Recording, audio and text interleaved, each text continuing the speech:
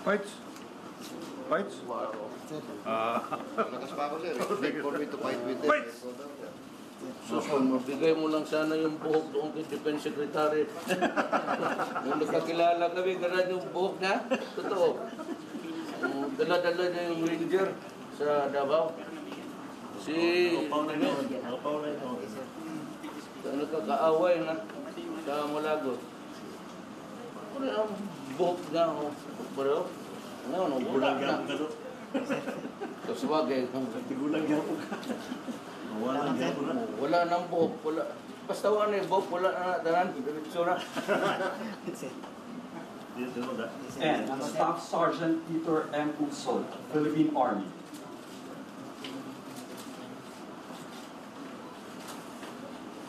At this juncture, the President would award the Wounded Personnel Medal to Staff Sergeant Usol. Citation reads: Armed Forces of the Philippines, Headquarters, Western Mindanao Command, Camp Code Basilio Navarro, Upper Calamigan, Zamboanga City. Pursuant to General Orders No. 5, dated 19 November 2016, for the wounds sustained during an encounter against more or less 150 ASG while conducting combat clearing operations at vicinity sitio, Yundanganan, Barangay Buhanginan, Paticol, Sulu, on 18-10-100 November 2016. The Wounded Personnel Medal is hereby awarded to Staff Sergeant Peter M. Usol, 801213 Philippine Army, by command of Lieutenant General de la Cruz, Official Crisanto L. Gutierrez, Colonel, Corps of Engineers, General Staff Corps, Philippine Army, Acting Chief of Unified Command Staff. Signed, Ben M. Sabaha, Lieutenant Colonel, Infantry, Philippine Army, Command Adjutant. Thank you.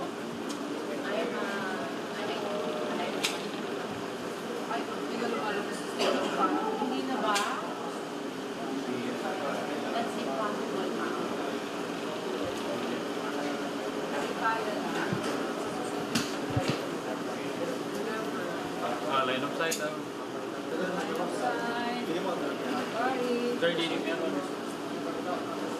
Mic test. Sir, atras mo natin ito. May line of sight tayo, nagkakalap na sila.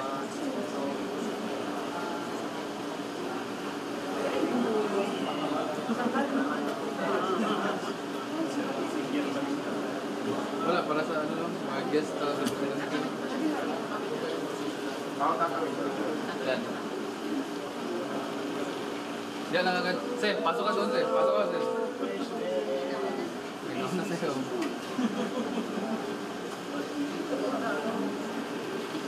Diyan ka. Oh.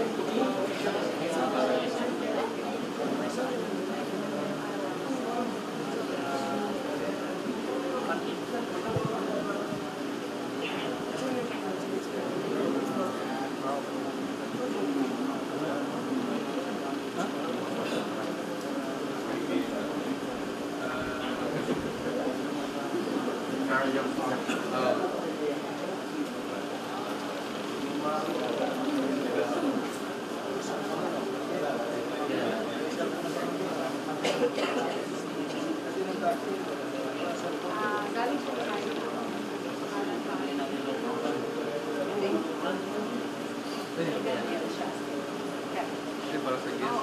Anong frame mo? Anong frame mo? Hindi sila kita mo.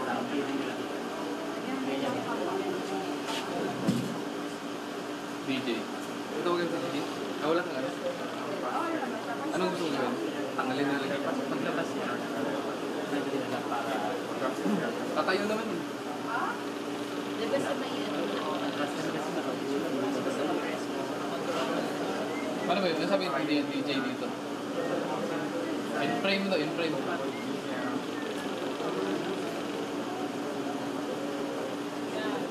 Ito, may initan si Presidente.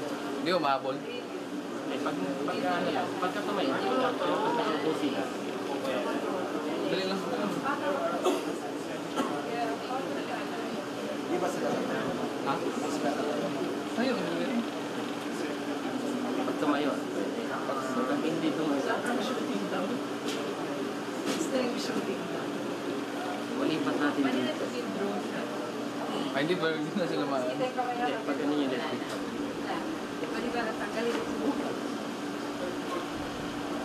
Tapos yung ano. As is mo, hindi na pag-usapan ko.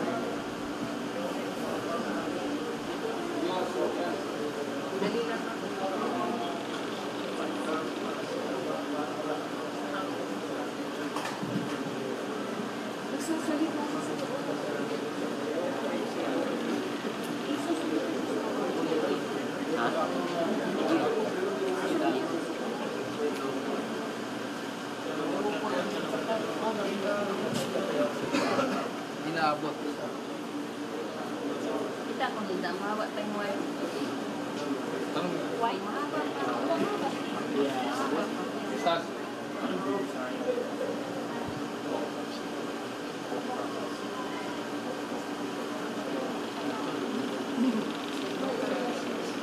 Pasok yan. Pasok. Pasok na lang. Pasok na lang sa loob. Yan. Yan. Mahaba pa na. Yan. Standing mo. Dala natin yung electric.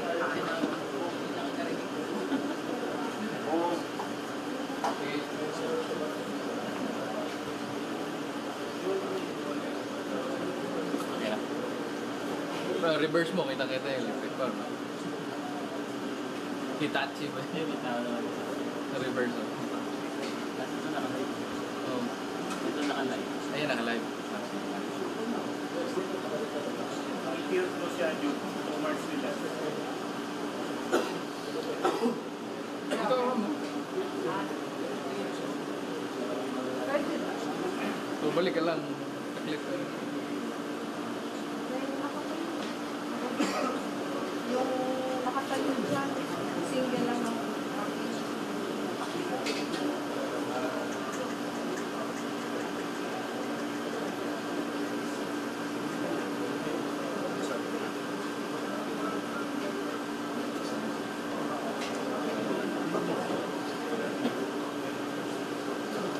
tignan namin yung ganyan.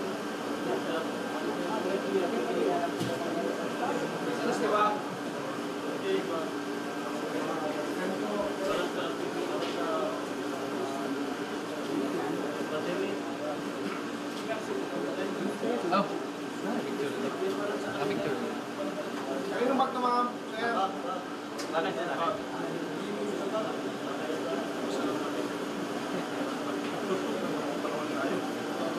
May 13 months yan.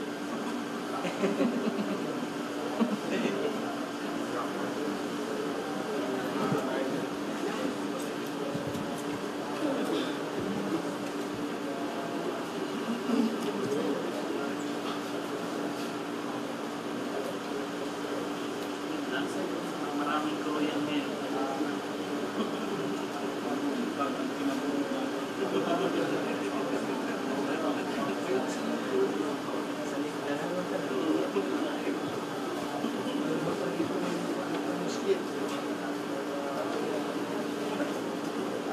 Hilot niya, bad niya. Kaya ko liwan niyo. Wala.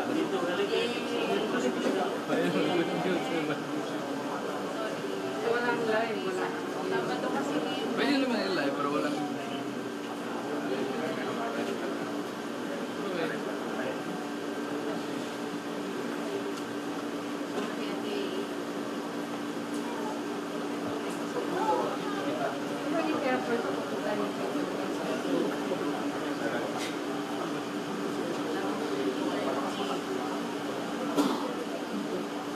Nag-party na ka ng bonggang. Parang the old staging. Natalo.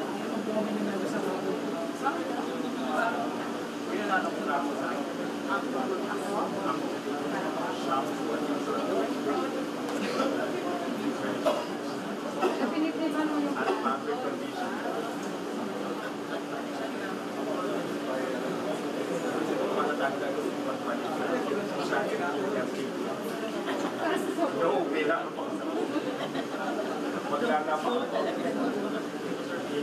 Sunday.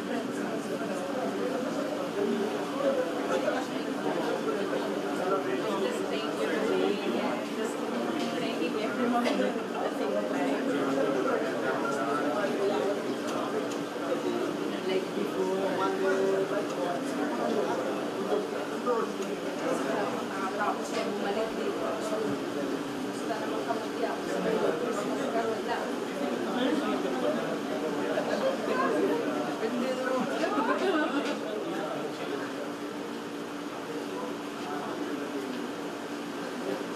Nakapas lagi na. Nakapas ko na. Bumabot kaya. Wala. Speech na.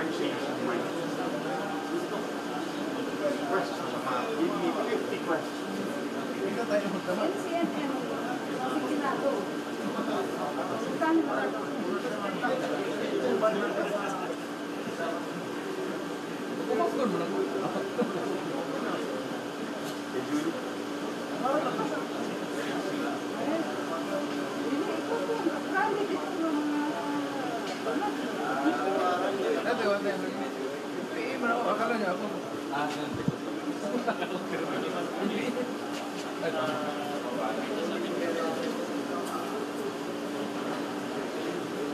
May mga nagsasalita.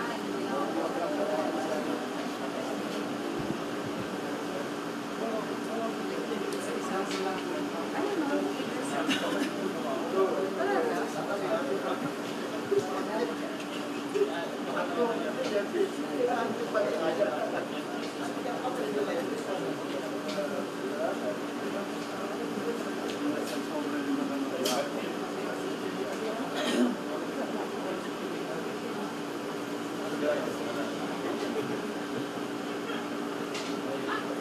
Wala namang kalaban sa ganitong ano.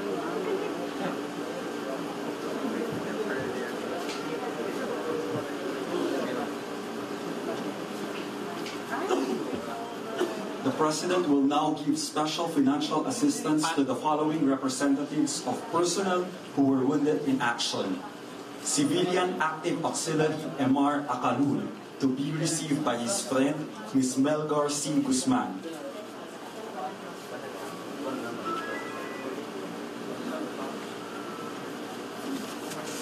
And Staff Sergeant Elmer B. Arangas, Philippine Army, to be received by his wife, Ms. Esmeralda S. Aramis.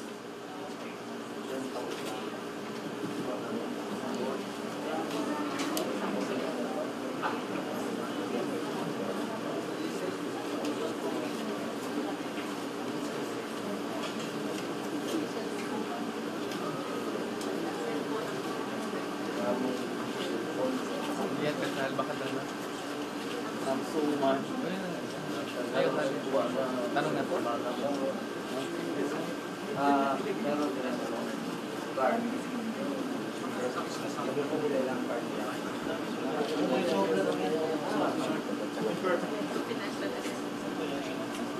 Ito, pag may problema ka, tapos makita mo walang solusyon, Matay mo ba? ito ka lang. Umawag ka, yung tao na ito. Ito sila dito sa taas. Tawagan mo sila kung sino. Ito na lang. Ito yung order mo. Commander ng takbo. Tawagan mo sila. Tawagan mo sila. Tapos sabihin mo na maapagsak. Gamitin mo yan. Lalabas yung number mo. Salamat.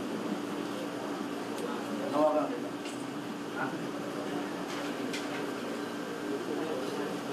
For the soldiers who were killed in action, late Corporal Mushir M. Kahaludin, Philippine Army, to be received by his wife, Ms. Panam S. Kahaludin.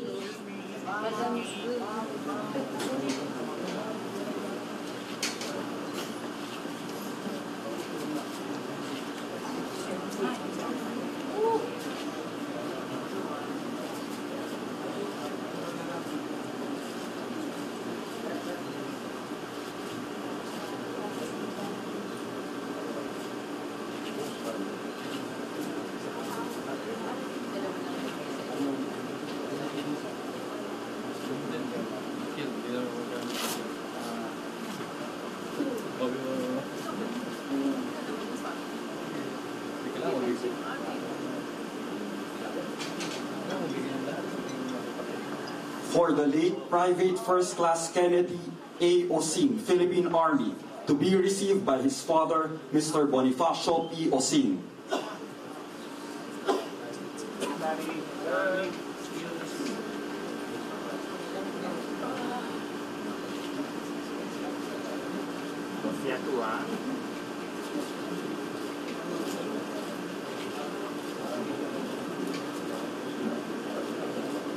Patros sa banyan.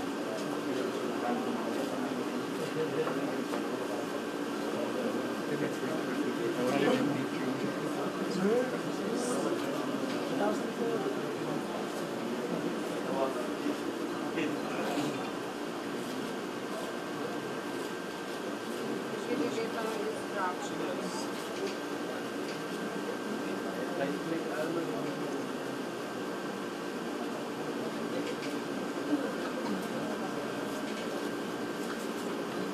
For the late Private First Class J.G. Boktot, Philippine Army, to be received by his wife, Miss Christy May O. Boktot.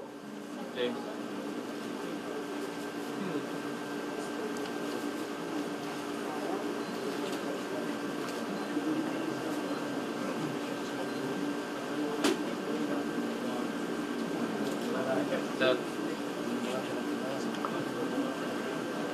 Dave.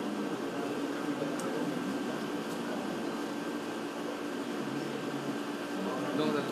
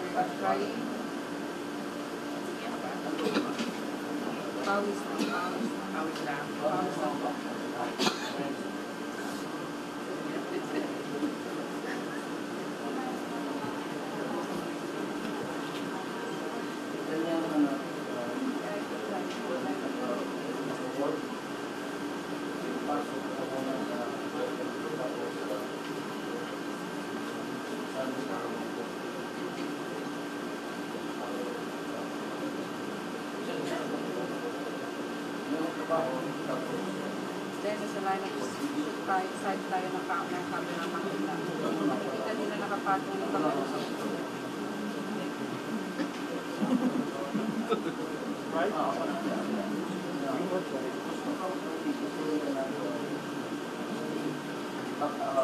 Hindi naman nasugatan yung braso.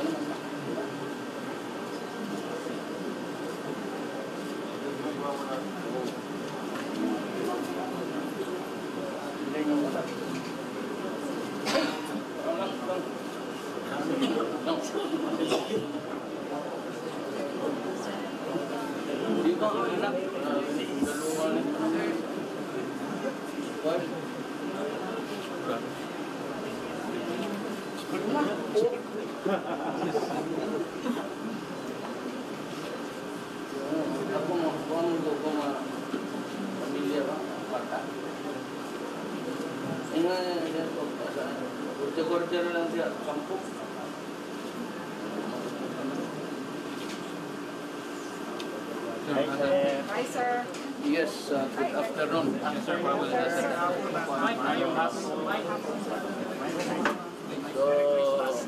have a few questions. What can you do for me?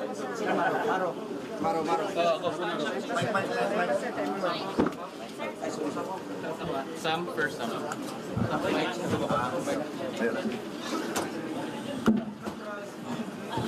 So, anong magawa ninyo para sa akin? Hi, sir. Sir Salima Refran of GMA7.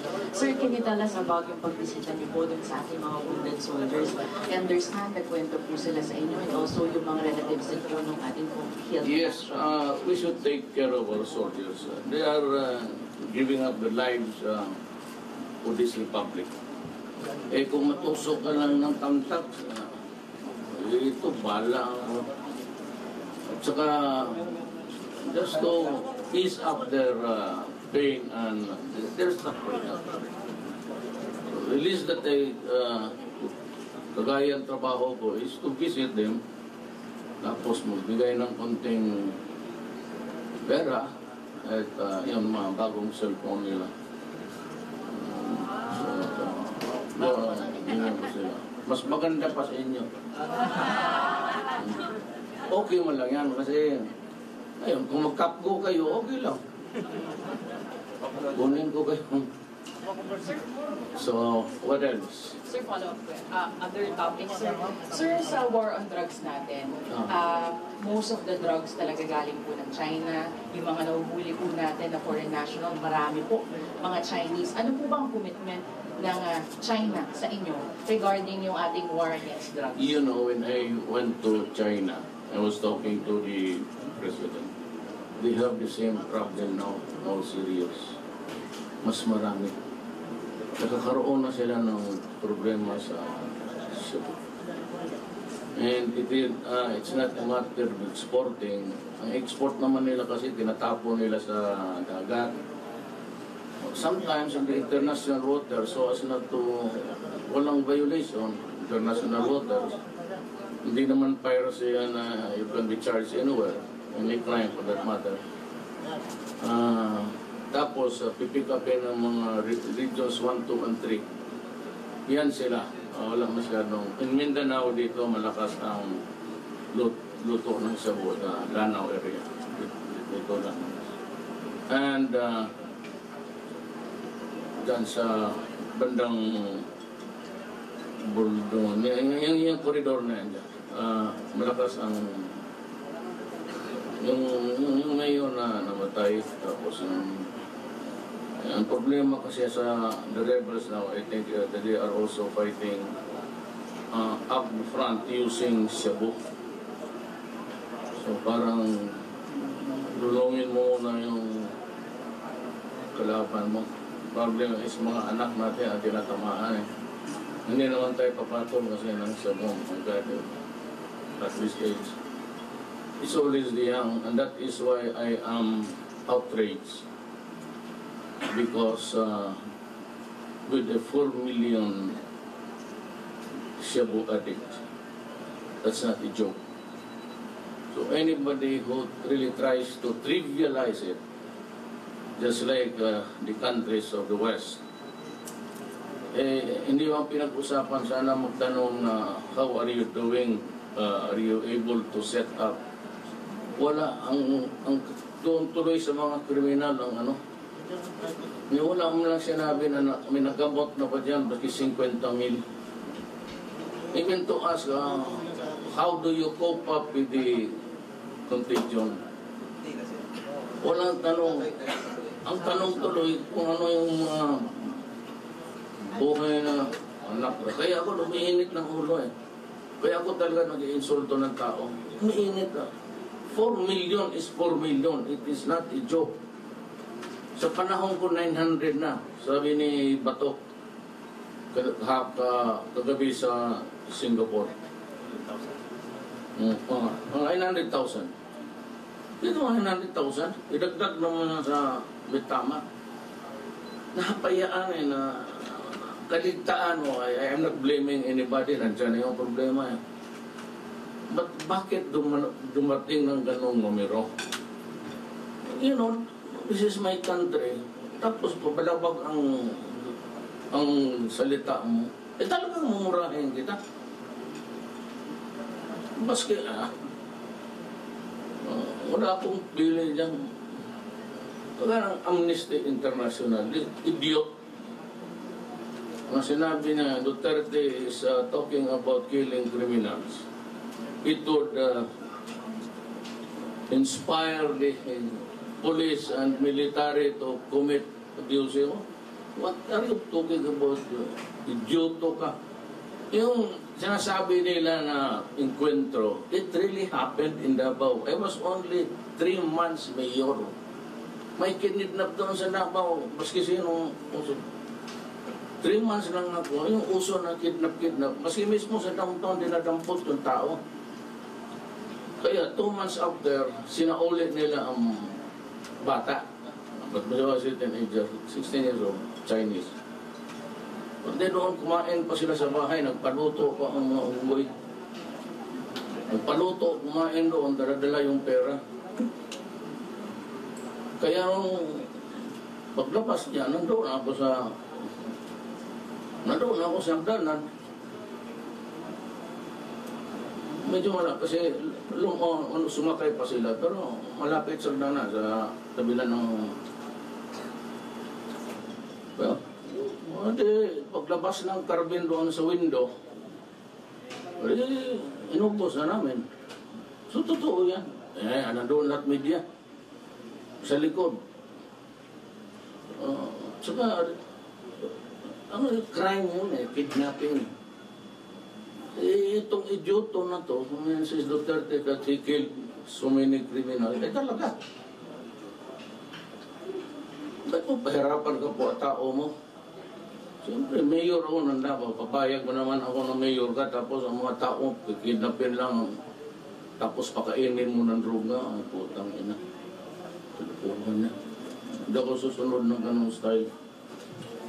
So, ang ayaw nila, sabi ko, huwag kayo, umalis kayo dito. Masama mo kaya kami. If you think that we are not behave civilized people, then go out of the Philippines. We don't need you. We don't need the aid. We will survive. Ano? Magkano bigay na? China is offering me 50 billion. Tingnan mo next year. Ito, siya lang, yung 400 million. Kainin na ninyo yung dolyar ninyo. Siya kayo. Yeah, Mr. President, I'm Julia Ripala, Philippine Daily Inquirer. First, gusto na tayo makuha yung reaction ninyo kasi you made mention about abrogation, the possible abrogation of the Yes. Visiting Forces Agreement. If that is how discourteous they are, you should let us. I do not want to have dealings with you. Pinipicture mo kami ng naghihintay lang ng patay gutom o di o. Sige, umalis kayo. Yun o, visiting forces agreement what? Tinuturuan nila sundalo ng Pilipino? Tangin na, mas mahusay kasi 10 times better than those mga talawan mo niya. But President, they have a facility inside Western Mindanao Command. What will happen to that? They should go. I said, I will get the money. The AVP should not worry. I will produce the money to build the thing and much more. Wala pang connect, wala pang more strings attached. Wala ka pang marinig. Another President, yesterday Vice President Lenny Robredo was in Siayan and she responded to one interview and she said that with all the killings, you're seemingly promoting culture of impunity. Your reaction to this? You can ask, there are about how many thousands? Ang military natin, about 200 plus. Ang police, mga 300. Magtanong ka ng isa kung may inutos ba ako, pagbarilin mo yung tao na nakaload, nakatali o sa likod. Magtanong ka isa. Kung may magsabi sa iyo na yan ang sinabi ni Duterte, mag-resign ako. Mag-resign ako, bukas. Iharap mo yung sundalo o polis na sabi na sabi ni Robredo. Kasi, kung sila ang presidente, ewan ko. Kung si Rojas, patay.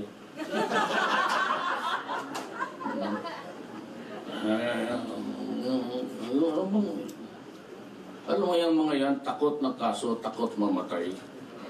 Dahil na hindi ka sa pwede trabaho na ito, takot ka mamatay? Takot ka na kaso? Patay ka. You're in paralysis pagka gano'n. Di mo puntahan yung mga sundalo, di ka magpuntahan ng mga kampo. Gusto mo lang sa Malacanang, tapos yung mga tao na mamatay, sumasabog na ang muka. Dahil hindi ka mo lang magpakita ng solidarity. Ayaw mo punta ng dulo kay baka magsabog gano'n. Kung mag-presidente, duwag-duwagan dito. Ako duwag ako pero tapang ako bigla kasi sana yung ibang maganda, wala naman. Puro mong kayo. Totoo, sama yung dito na binibiro ko. Wala man. Puro lalaki. Sus Maria Josep. Huwag kayo magpisil-pisil-pi sa akin. Ayaw ko yung mukha ninyo magdikit dito. Mayor, sir, Yes. si UN Special Rapporteur Agnes Calamar nag-respond na sa inyong demands that you imposed on her, no? She said that she cannot give in to those demands kasi this will run contrary to her code of conduct as with regards to her role as a special rapporteur. Instead, she's suggesting that she would rather brief you privately on the findings of her investigation, and then you can jointly hold a press conference wherein you can openly, publicly discuss the findings. I've been very open about everything. I said my order is to destroy. Hindi nila naintindihan ang law enforcement, pati presidente. My orders to the police, kaya pati military, sumali na kayo, kaya kulang ako nagdaw, is to destroy the apparatus. It includes tangible, pati tao. I'm not ordering a punitive police action. I'm declaring war because of the numbers of people, Filipino, kadugo ko na pinasok ng droga. 4 million. Kung sana 50,000 o 10,000, okay lang yun. But 4 million, they cannot seem to grasp the reality of it all. that even at the start, kagaya ko, wala akong pera. Because pasok ako ng pagka-presidente mid-term. Itong budget ko ito, budget ni Aquino yan. Hindi niya akalain na ganun karaming Pilipino na so walang budget, wala dyan, saan ako magkuha? Mas sabi ko na, ang budget ko, ang naiwan, ay bottoms up sila nung eleksyon. Diba? It was a favorite battle cry of the LP. Bottoms up, bigay lahat. Kasi titignan mo. Ganong naiwan sa akin, di maintenance lang, pati operation. Hindi nila, kaya ang galit ko dyan, because they are trying to trivialize, minamaliit nila ang 4 million. Ang mga putang ina, hindi kasi sila Pilipino. Ako Pilipino. Ang problema, naging presidente ako. Hindi ko matanggap yung gano'n. Destroy the apparatus, including the people. God, they cannot understand I am not limited to aristuhin mo, dalhin mo sa istasyon, isa-isahin mo, tapos file ka ng kaso. Magdating pa na Supreme Court after 20 years. Ano ang justice na ibigay ko sa mga tinamaan, pamilya, nasira na buhay, pamilya na sumasabog? It starts with this dysfunctional family. Wala ka ng matrabaho kasi ang money intended for food, eskwelahan sa bata, expenses, naubos dyan sa Cebu. Cebu, at 200 per day, that is 6,000 a month. Times 3 million, wala pa yung akin na yun. Yung figure pa yan yan, Wag itong akin 900, wala, hindi ito kasali. Times 12, that is 18 billion a month. 1 year, that is 216 billion. Ilan ibigay ng Amerika? 400 billion. Samantalang buwan-buwan ang nawawala sa is 8 billion. So would you be amenable to the proposal? No. I want it discussed in public. So she can state her case. Ganon, ginawa mo. Then I can refute her. Kasi tatanungin ko lang sa, where did you get that garbage? Goddamn. Anong extrajudicial killing? Kung nandiyan ka, kagaya itong how can you now rely on itong mga Amnesty International? The idiot just said that Duterte admits killing suspect. When I was facing a kidnapper, 3. 4 lang kami. Si Stares, Colonel Stares noon, General, retired na. Ako, kasi hindi namin akalain doon sila. Usually kasi pag magpasok ka, hindi ka babalik. Diretso ka na. So yung mga trupa nandoon sa likod ng bahay. Kasi nandoon ang daan eh. So kami dito, 4 lang naghihintay. Po, bigla lang nag-U-turn papunta sa amin. Hindi. Barilan. Tapos sabi nito na I am encouraging, anong palingin nila sa mga military pati police, mga gago? Nag-aral yan. Yung mga nag-aral ng ROTC, itong karamihan dito sa PMA, ng PNPA. Ang pagtagalan nila. Alam mo, sabi ko, if you order an illegal thing to go on, the military or the police might just mount a kudita. Sabihin ko sa inyo, hindi papayag yung illegal lang. So, sunugin mo yung plunder. Sa isang putok lang, tama na doon. Rak-rak-rakan yun. The guy is dead. Do not waste your bullet. Pipilitin ko yung extrajudicial. Sabihin ko sa kanya, magkukudita yan. Sigurado yan. Pati ako tuloy, makaswal na lang. Wala ng trabaho. Tanginang yan. Nasisira ang bayan ko, tapos marami dal-dal yan. Instead of just asking, Mr. Mayor, I would like to say to you that 4 million is just serious problem. So, if we can help. Mabuti pa ang China. Kita mo yung bilyonaryo na Chinese. Magbigay ng facility doon sa Quezon. Wala man tayong mga lupa na malalaki. Ang army lang man ang may mga reservation. Sabi ko, papasukin na lang ninyo in the meantime. Total na makagawa rin ako sa labas balang araw. Ilipat ko. So, good for 10,000. Kita mo? Nihino kayo. Ayaw ako pasalamat. Tapos siya, uwi na. Sabi ko, thank you. Siya. Okay. Thank you. Wala na akong balita. Binigay sa atin. Yun ang kaibigan. Ito. Millennium Challenge. Challenge. Storya ka na challenge. Hindi mo nabit ako. You just answer the question. Why is it that there are 40,000 people killed annually sa Amerika because of that? Tapos sagot sa akin ng ulol, but they are not, those killings are not state-sponsored. Every police action is always an act of state yan. Wala akong authority na mag-order kung hindi ako presidente. It is always an act of the state. Ang akin, alam mo kung ano, I'm trying to protect the next generation.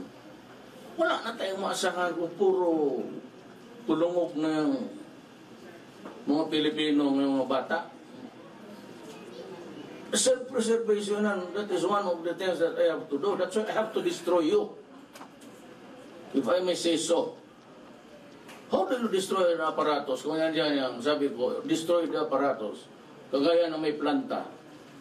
Siya po, maswerte sila kaya wala ako doon. Ba't na maabutan ako nandiyan ka? Talagang wala na ako, hindi na ako magtanong. Tanong-tanong ko yun. Total, patayin mo yan. Ganun rin. Bawi na lang sa mga bata na naluko ngayon. Ang unang masira yan, basta mayroon kang anak, magnakaw sa iyo, tapos magnakaw sa doon sa ibang bahay, tapos gagawa ng masama, mag-rape, hanggang patay niya ang nanay niya kasi demonyo na ang tingin niya sa nanay niya. Yan ang hindi naiintindihan. Itong mga to sa opisina, kaya itong mga lalaki ng puwet, kasi upo lang yung mga gago doon. Lalaki siguro sweldo. Mag-imbento ng kasalanan. They are trying to invent a wrong when there is none. And of course, yung namatay, they know very well that at the start, I even fired 7 general. We did not start it. Before I became mayor, look at the facts. Go backwards. 2 steps. Tingnan ninyo ang namatay, araw-araw. 2 weeks, 1 week before I was. Tingnan ninyo. Pakitingin lang nga. Sige na sila, patayin na sila. What does that indicate? Anong ibig sabihin yan? Nang itong mga ninja police, sila naglilinisan yan. May pinuprotektahan silang general, kaya wala kami makuha. I promise, kasi ang napunta ako dito, alam na mga tao ng Zamboanga. I had the biggest crowd. I won here despite na wala akong makuha ang leader. I won. Wala akong politiko makuha dito na leader. May isang barangay captain. Ngayon sinabi ko, walang korupsyon sa gobyerno. Kung maaari, tatapusin kung droga, pati criminality. At sa bayan. So, corruption. I just fired 2 assistant commissioners, deputy, mga abogado, brad ko pa sa fraternity. Eh sabi ko, basta kunting amoy na corruption. I promise the people of the Philippines that these things will be done. It will come to pass. And whether I die or I will be ousted, wala akong pakialam. Kung tatanggalin ako sa trabaho, okay, solve the problem. But continue talking with the communists because we are afraid of the fighting there in other places. Wala na.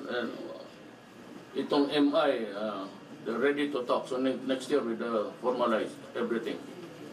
Nor is thinking is consolidating his influence, not force. So I'll just wait. But he has not declared any war. I do not see any hostile movement on the side of the MNLM. The 2017? Yeah, pero hindi na sila nagpag-iirat. Leave it that way. Alam mo, maganda na tignan yung bakbakan sa sine. Dito mo yung mga bata dyan. Itong si Kapgo, kurado.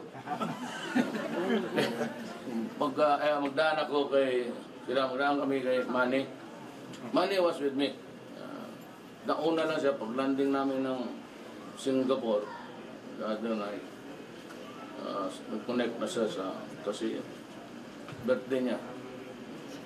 So, hindi man, ang maganda dito, hindi man sa media, sa nurse man siguro.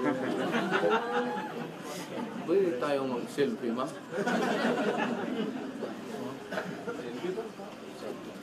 Hindi maganon sa media.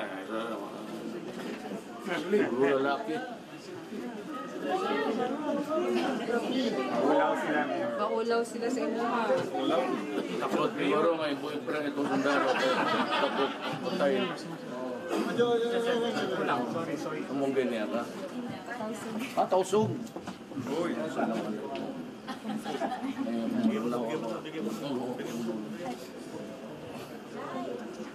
Pero ako 1/4 lang ako, ma'am. 1, 2, 3. Pa, 1, 2. Sabihin mo daw ba uwi ka? Hinto mo na kakaway yung paso. So ako nagsabi, maranaw man ako, ma'am, pero 1/4 lang. Ulula ako. Ulula ako, maranaw. President, excuse me, President. Sir, last na po. Special message lang magpapasko na ho. Yes, sa days. Your message po para sa ating kababayan. Comes too early, too soon. I was preparing a good speech. But since you asked for it, I'd like to greet everybody, lahat na, to the Filipino people, the law-abiding, and of course, if they find it in their hearts, though this is not really something for tomorrow, but you know that this kind of events are closest to the hearts of the Christians. Na we can have a peaceful Christmas. I hope that you would just sa dyan mga Abu Sayyaf, take a vacation. And if you happen to pass by Davao, let me know and I will treat you to a dinner. Totoo. Tawagan mo lang yung daughter-in ko, may daughter dyan, taga-hulo ang daughter-in ko, si Lovely,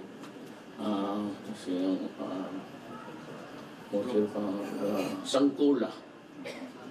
She's a Sangkula sa Hulo. So, just tell them na may isang branch ako sa pamilya ko rin na puro moro. Yeah, kasi Lovely is stay sa Maranao, no? Tausug. So, nakikiusap ako sa lahat na we have a peaceful Christmas. Maybe we can resume fighting some other day. Like to greet everybody, the communists, Abu Sayyaf, lahat sila. In behalf of sa taong Pilipino, I greet everybody. Merry Christmas and a prosperous New Year for all. Mr. President, para sa mga criminal po, And the para release sa mga of the criminal po, anong hostages. message ninyo ngayong Christmas?